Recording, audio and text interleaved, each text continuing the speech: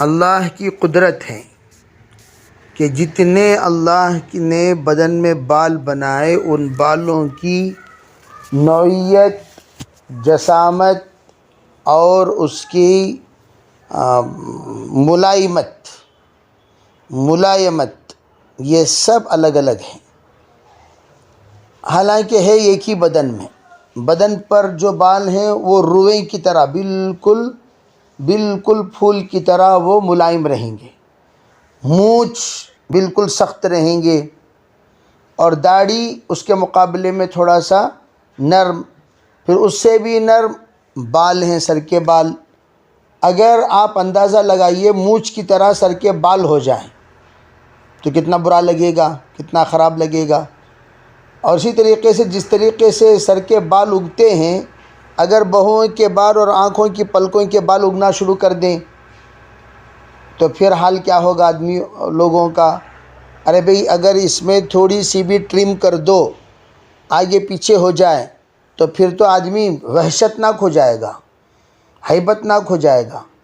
تو اس لیے اللہ تعالیٰ نے ہر بال کو مقدار وَنُنَزِّلُ بِقَدْرٍ وَمَا نُنَزِّلُهَا إِلَّا بِقَدْرٍ معلوم، متعین مقدار پر اللہ کے طرف سے ہر نعمتوں کا نزول ہوتا ہے۔ تو اسی طرح بدن کے اندر کے بالوں کا نزول بھی اللہ ہی کی طرف سے مقدار متعین۔ تو ان متعین مقدار میں حضور صلی اللہ علیہ وسلم نے بعض چیزوں کو اکھاڑنے کو کہا، جیسے نتف الابط۔ نتف الابط یہاں لفظ استعمال ہوا ہے، یعنی جو بغل کے بال ہیں اسے اکھاڑنا چاہیے، لیکن ہمارے یہاں اس کی عادت نہیں ہے۔ حقیقت یہ ہے کہ وہ بال اکھاڑ دیں گے تو اس کے 3 فائدے ہیں۔ سب سے پہلے فائدہ، وہ جلدی نہیں اگے گا۔ نمبر 2، بدبودار نہیں ہوگا۔ نمبر 3، سیاہ نہیں پڑے گا۔ اس لیے اس معاملے میں خواتین کو خاص طور پر اہتمام کرنے کو کہا جاتا ہے، نمبر 1۔ نمبر 2، قص الشارب۔ آپ نے کہا، اب دیکھیں شارب لفظ، شارب کے معنی پینے والا۔ شارب کا جو لفظی ترجمہ ہے وہ کیا ہے؟ پینے والا۔ لیکن شارب یہاں پر مونچھوں کو بھی کہا جاتا ہے۔ کیوں؟ اس لیے کہ آپ جو بھی پیو گے تو سب سے پہلے ہونٹ اور ہونٹوں سے لگے ہوئے بال یہ جناب استقبال میں تشریف لاتے ہیں۔ ان کا کیا ہوتا ہے؟ استقبال ہوتا ہے۔ آپ ذرا سا ہونٹوں کے حد تک پانی لگے کوئی بات نہیں، بعض مرتبہ اور ذرا آپ جھکا دو گے تو کہاں تک لگے گا؟ وہ مونچھوں تک لگے گا۔ تو اس لیے یوں کہا گیا کہ یہ بال اتنا کم رکھو اندر کے جلد نظر آئے، اتنا کم رکھو اندر کی جلد نظر آئے۔ تو یہ ان بالوں کے سلسلے میں کہا گیا، اور اس پر ہمارے مشائخ ایک تجزیہ کرتے ہیں۔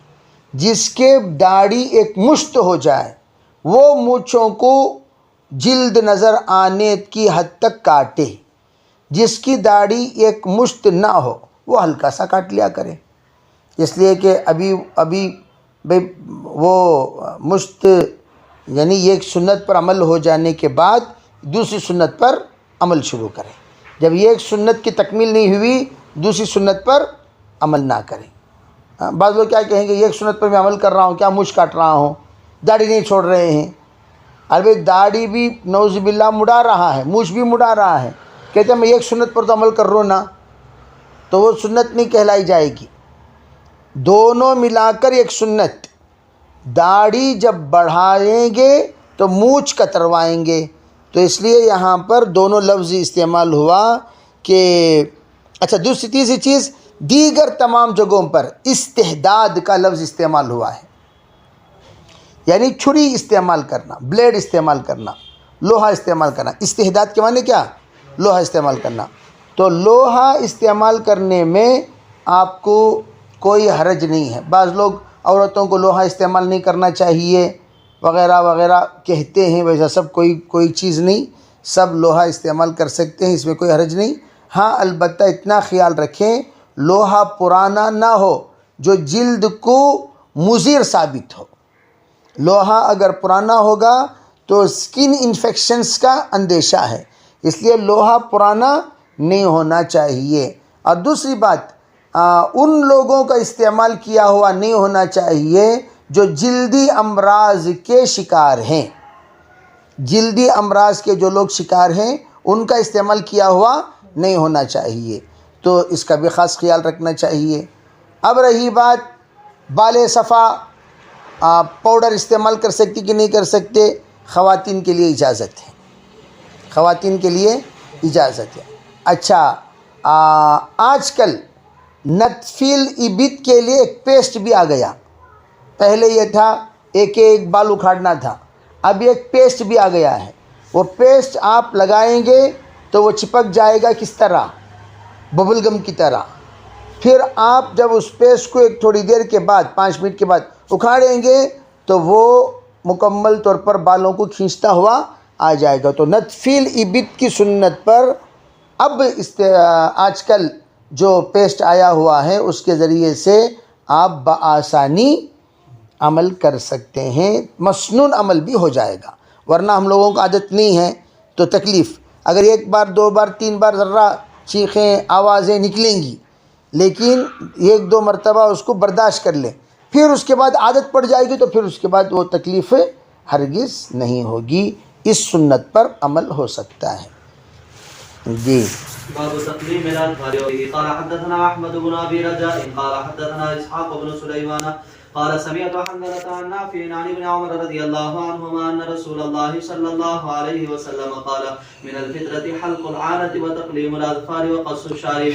وبه قال حدثنا أحمد بن يونس قال حدثنا إبراهيم بن سعد قال حدثنا ابن شهاب عن سعيد بن المسيب عن أبي هريرة رضي الله عنه قال سمعت النبي صلى الله عليه وسلم يقول الفطرة 5: الختان والاستحداد وقص الشارب وتقليم الأظفار ونتف الإبط. وبه قال حدثنا محمد بن منهال قال حدثنا يزيد بن زريع قال حدثنا عمر بن محمد بن زيد عن نافع عن ابن عمر رضي الله عنهما عن النبي صلى الله عليه وسلم قال خالف المشركين وفر اللحى وأحفر الشوارب. وكان ابن عمر إذا حج باعتمر قبض على لحيته فما فضل أخذه. باب إعفاء اللحى عفوا كثروا وكثرت أموالهم. وبه قال حدثنا محمد قال أخبرنا عبد قال أخبرنا عبيد الله بن عمر النافع عن ابن عمر رضي الله عنهما قال قال رسول الله صلى الله عليه وسلم انهكوا الشوارب وأعفوا اللحى. یہاں پر تقلیم الاظفار کے سلسلے میں 2 باتیں قابل لحاظ ہیں. ایک ہے ناخن کاٹنا کب، اس کے اوقات کیا ہیں. ہمیشہ ایک اصول یاد رکھیں، جس طریقے سے ان کے سلسلے میں حلق العانہ کے سلسلے میں زیر ناف اور زیر بغل ان بالوں کو نکالنے کے لیے جو بات کہی جاتی ہے وہ ہر ہفتہ نکال لیا کریں. اہتمام اس بات کی کریں جمعہ جس طرح آپ مونچھوں کو کاٹیں گے اسی وقت یہ تمام پردے کی جگہ کے بال بھی نکال دیا کریں، اور اسی طریقے سے آپ اپنے ناخن کو بھی ناخن کاٹ دیا کریں. تو ہر ہفتہ بروز جمعہ یہ تمام کاموں سے فارغ ہو جانا صفائی کے طور پر یہ سب سے زیادہ افضل ہے، بہتر ہے. اسی لیے آپ کو جمعے کو چھٹی بھی دی جاتی ہے تاکہ آپ اپنے تمام طہارت سے طہارت کاملہ سے کیا ہوں، فارغ ہو جائے. تو یہ جمعہ بہتر. اب جمعے کے دن بھی آپ جمعے سے پہلے یہ تمام بالوں کی صفائی کر لیں، غسل کے بعد ناخن کاٹیں. کس کے بعد؟ غسل کے بعد ناخن کاٹیں گے. ناخن آپ کے نرم ہو جائیں گے، اور نرم ناخن کا کاٹنا بہت آسان ہوتا ہے اور اچھلے گا بھی نہیں، اور آپ کو کاٹنے میں کوئی تکلیف اب تو بہت سارے نیل کٹرز آسانی سے کٹنے والے آ گئے. پہلے تو لوگ چھری سے کاٹا کرتے تھے، ناخن چھری سے ہی کاٹا کرتے تھے. اس وقت میں یوں کہا جاتا تھا جمعے کی یعنی غسل کے بعد آپ کاٹ لیا کریں. ایک دوسری بات یہ ہے ناخن اتنا بعض لوگوں کے بڑھنے کا مقدار الگ الگ ہوتا ہے، تو اتنا نہ بڑھے کہ وہ اس کے اسے کیا کہتے ہیں پوروں کے اوپر آ جائے.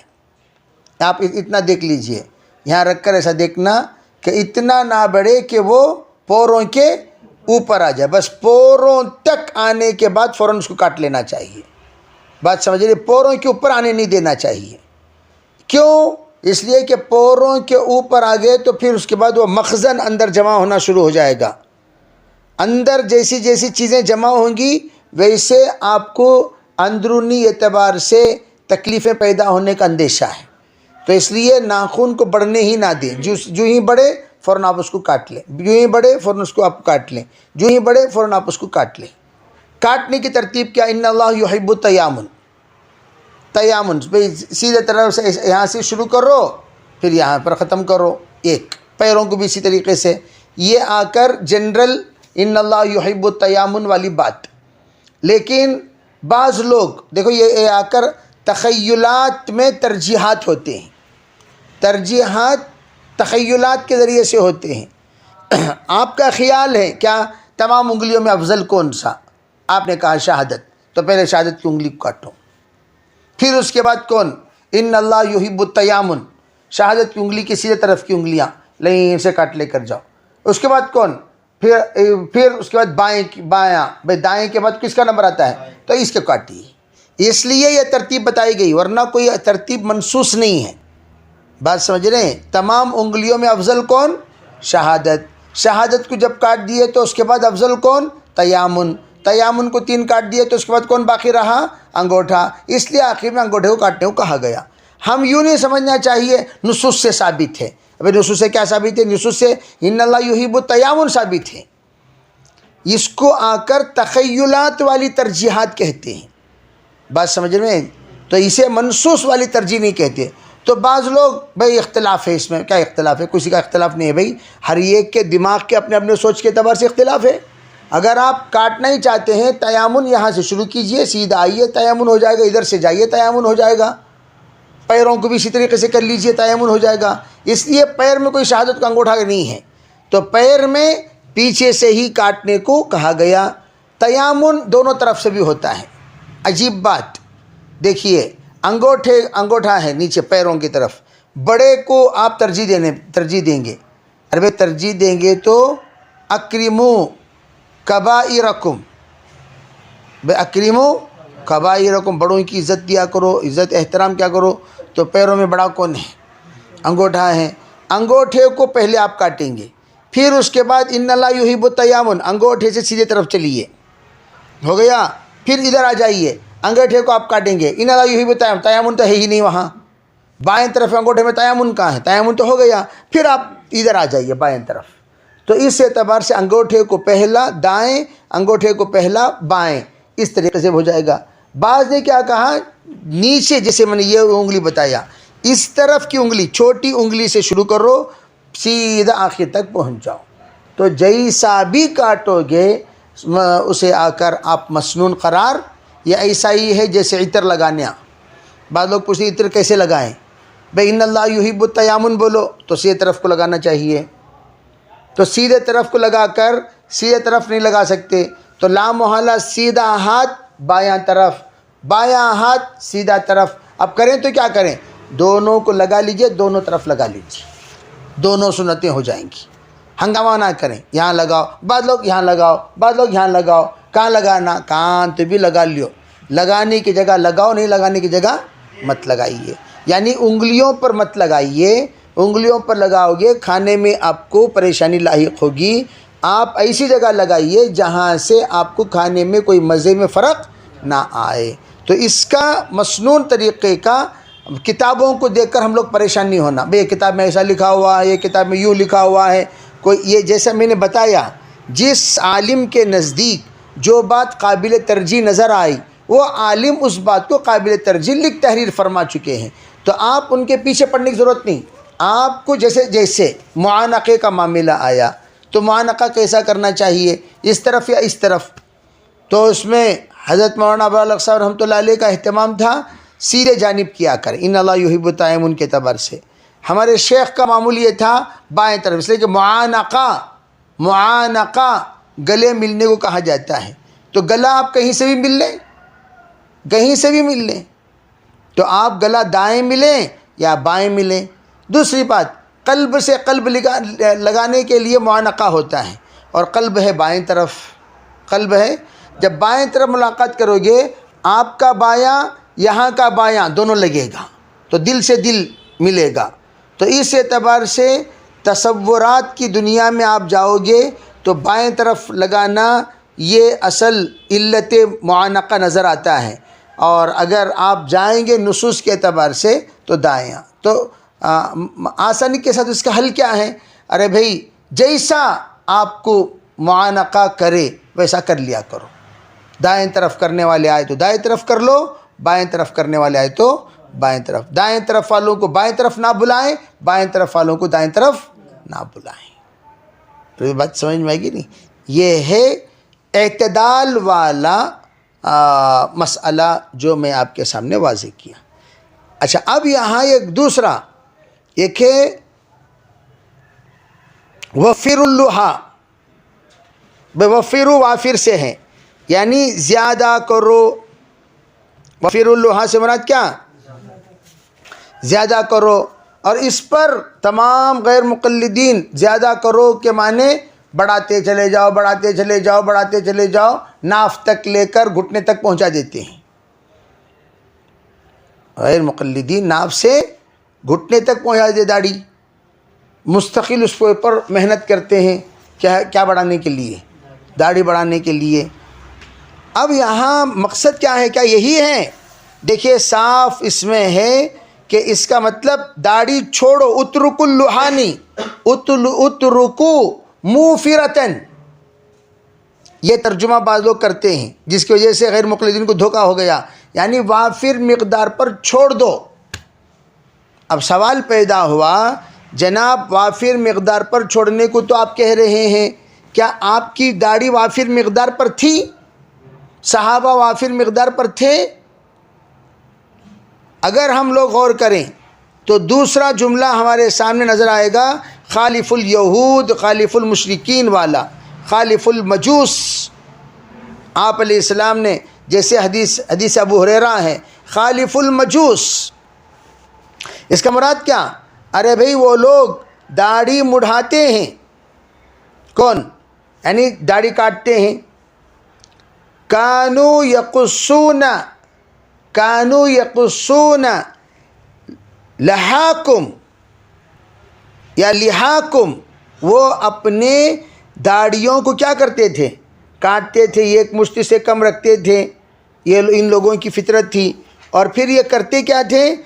اور ان میں بعض لوگ داڑھی مڑا دیا کرتے تھے. وَمِنْهُمْ مَنْ كَانَ يَحْلِقُهَا، داڑھی کو بعض لوگ مڑا دیا کرتے تھے. اب یہاں حکم یہ ہوا کہ آپ داڑھی چھوڑ دو. کتنا چھوڑیں؟ کیا اتنا چھوڑ دیں جس طریقے سے راہبین چھوڑا کرتے ہیں؟ راہب لوگ جو ہوا کرتے تھے، جن کو دنیا و ما فیہا سے کوئی مطلب نہیں، وہ لوگ چھوڑتے تھے لمبی لمبی. اب دیکھے ہوں گے داڑھی جتنی دور داڑھی جائے، ناخن جتنی دور جائیں. دنیا کا سب سے بڑا ناخن والا انسان بھی موجود ہے، 50 میٹر ناخن گول گھوم گیا ہے، وہ اسے کاٹے گا نہیں. وہ دنیا کی سب سے بڑی داڑھی والا، دنیا کے سب سے بڑے بالوں والا، مونچھ. اس طریقے سے اس نے اپنا حلیہ بنا دیا. راہبین ہوتے ہیں. کیا اس طرح چھوڑ دیں؟ کہا نہیں. پھر کیا کریں؟ اللہ کے رسول علیہ الصلوۃ والسلام نے دیکھو حسن والی تدبیر بتائی. حسن کیا ہے؟ آپ جیسے ترمذی شریف کی روایت ہے، آپ ایک مشت دائیں، ایک مشت بائیں، ایک مشت نیچے کیا کرتے تھے. اس کے علاوہ جو بھی ہوتی تھی اسے کاٹ دیا کرتے تھے. اور مشت داڑھی والے کا مشت کا اعتبار، بچے کا مشت نہیں. چھوٹے بچے کا مشت وہ بھی مشتی ہی ہے. جیسے عوام کہتے ہیں تلف، بھائی طفل کو کیا کہتے ہیں؟ تلیف تو چھوٹا تلیفینے تو وہ اس کے ہاتھوں کا اعتبار نہیں کہ آپ جا کر ایک بچے کو بھئی اس کا یہ بھی ایک مشت نہ مشت، اپنی داڑھی اور مشت اس کو مشت کہتے ہیں، اس کو نہیں انگوٹھا لگانے، انگوٹھے کو کھڑا کرنے کی ضرورت نہیں، بس انگوٹھا مشت آپ ٹھوڑی کے نیچے سے اس طریقے سے پکڑیں گے تو اس کو کیا کہتے ہیں؟ مشت کہا جاتے ہیں۔ اس کو نکالا جا سکتا ہے، اس کو نکالا جا سکتا ہے، آپ کی مرضی ہے بھئی آپ اتنی مقدار رکھ لیں کہ جتنی مقدار میں آپ کے چہرے کو مطابق لگے تو آپ ایک مشت رکھ لیں۔ دائیں تو یہ بال آ رہے ہیں، یہ بال بھی ایک مشت، یہ بال آ رہے ہیں، یہ بال بھی ایک مشت، یہ ایک مشت کے اوپر آپ اس کو کیا کر سکتے ہیں؟ کاٹ سکتے ہیں، آپ کی اجازت ہے۔ تو یمین، یسار اور تحت، یہ تینوں اعتبار سے حضور کی داڑھی مشت ہوا کرتی تھی، مدورتن مکمل گول، اس طرح آپ کی داڑھی ہوا کرتی تھی۔ تو اس لیے یہ اسے آ کر ان لمیٹڈ نہیں سمجھنا چاہیے۔ جی باب ما يذكر في الشيب وبه قال حدثنا معل بن اسد قال حدثنا وهيب عن ايوب عن محمد بن سيرين قال سألت انس رضي الله عنه اخذب النبي صلى الله عليه وسلم فقال لم يبلغ الشيب الا قليلا وبه ان حقوق کا ترجمہ اے بالغو فی القصر، اس کا ترجمہ ہے کیا؟ یعنی مبالغے کے ساتھ اسے منڈانا نہیں چاہیے۔ دیکھو ہمیشہ یاد رکھو، امام غزالی نے اور تمام امام مالک نے بھی مونڈھانے کو مسئلے میں شامل فرمایا، اور امام مالک مونڈانے والے کو کوڑا لگایا کرتے تھے۔ جو لوگ داڑھی جو مونچھ کیا کرتے تھے؟ منڈا دیا کرتے تھے، کوڑا لگایا کرتے تھے۔ تو منڈانا نہیں بلکہ کیا کرنا چاہیے؟ اس کو کاٹنا چاہیے۔ جی وبه قال حدثنا سليمان بن حرب قال حدثنا حماد بن زيد عن ثابت قال سئل انس رضي الله عنه عن خضاب النبي صلى الله عليه وسلم فقال انه لم يبلغ ما يخضب لو شئت ان اعد شمطاته في لحيته۔ یہاں ایک بات سمجھنا ہے، ایک ہے خضاب، ایک ہے شباب، دو چیزیں الگ الگ ہیں۔ جتنے خضاب ہیں وہ شباب نہیں ہوتے، جتنے شباب ہیں ان کو خضاب کی ضرورت نہیں پڑتی۔ خضاب لگانے سے شباب نہیں آ جاتا، خضاب لگانے سے شباب نہیں آ جاتا، اور خضاب لگانے سے شبابیت کا آنا ناممکن، اس لیے کہ بھئی ایک آدمی شیب نے شاب بننے کی کوشش کیا ہے۔ کون؟ شیب کیا بننے کی کوشش کیا؟ شاب بننے کی کوشش کیا، اور شاب الف ہے، شیب یا ہے۔ یا الف کیسے ہو سکتا ہے بھئی؟ یا الف ہو سکتا ہے، اب یہ تو یا ہو گیا، یعنی اپنی جوانی کی انتہا کو پہنچ چکا ہے۔ وہ سمجھ رہے ہیں ہم جوانی کی ابتدا کو آئیں۔ اب جو تم لوگ جوان ہو وہ جوان تو میں نہیں ہو سکتا، اور جو میں ہوں وہ آ کر مجھ سے بڑے والے نہیں ہو سکتے، ہے نا بھئی؟ ہر ایک کی جوانی کی ایک ایک معیار ہوتی ہے، تو اس معیار کے اعتبار سے حساب لگایا جائے تو اس کا خیال رکھنا چاہیے کہ یہ جو خضاب لگایا جاتا ہے یہ خضاب بڑھاپے کو چھپانے کے لیے نہیں، بہادری کو بتانے کے لیے۔ کیا بتانے کے لیے؟ بڑھاپے کو چھپانے کے لیے نہیں۔ تو اس لیے آپ صلی اللہ علیہ وسلم کالا خضاب سے منع فرمائے، اور حضور جو خضاب لگایا کرتے تھے وہ لال خضاب جس کو حنا کہا جاتا ہے، اور آپ نے کتم اور وشم کو ملا کر لگانے سے منع فرمایا۔ یہاں پر آپ دیکھو گے روایتوں میں کہ آپ نے منع کیا، اور آپ نے بعض لوگوں کو حکم دیا جس وقت آپ کی داڑھی مبارک میں خضاب لگائے ہوئے چیزوں کو شمار کیا گیا تو آپ کی داڑھی 14 بال خضاب لگے ہوئے تھے۔ حضرت انس نے اس کی وضاحت فرمائی۔ ام سلمہ سے پوچھا گیا کہ ارت شعر النبی صلی اللہ علیہ وسلم، کیا آپ صلی اللہ علیہ وسلم کے داڑھی کو جو خضاب لگے ہوئے تھے کیا دیکھا؟ ہاں کیا دیکھا؟ انہوں نے دیکھا احمرا، کہ حضور کی داڑھی کو خضاب لگائے ہوئے داڑھی کو انہوں نے لال پایا۔ پتہ چلا کون سی مہندی کا رنگ کون سا ہوتا ہے؟ لال، تو لال خضاب ہی لگانا چاہیے۔ تو آپ نے مغضوب کیا ضرور لیکن لال کیا۔ دیکھو اس کے اوپر کی روایت رأیت شعرات حمرا، میں نے حضور کے بالوں کو لال پایا. حضور کے بال کون سے تھے؟ لال تھے. جی. وبه قال حدثنا مالك بن اسماعيل قال حدثنا اسرائيل عن عثمان بن عبد الله بن موهب قال ارسلني اهلي الى ام سلمة بقدح من ماء وقرض اسرائيل 3 اصابع من قصة. یہاں لفظ استعمال ہونے لم يبلغ الشيب الا قليلا. سألت انسا اخذب النبی صلی اللہ علیہ وسلم قال لم يبلغ الشيب الا قليلا. انس کی روایت ہو 14 ہی بال آپ کے سفید ہوئے تھے، آپ کا وصال ہو گیا. 14 ہی بال. اور آپ کے سب سے پہلے سفید ہونے والے بال ٹھڈی کے نیچے کے بال، یہ پہلے سفید ہوئے، پھر دائیں کچھ سفید ہوئے، بائیں کچھ سفید ہوئے. ان کو آپ لال لگا لیا کرتے تھے، بس اتنا ہی، دائیں بائیں ٹھڈی کے نیچے لال لگا لیا کرتے تھے. تو حضرت انس فرماتے ہیں الا قلیلا، یہی ہے شیب. میں نے سیکھا شیب کو شاب نہیں بنانا.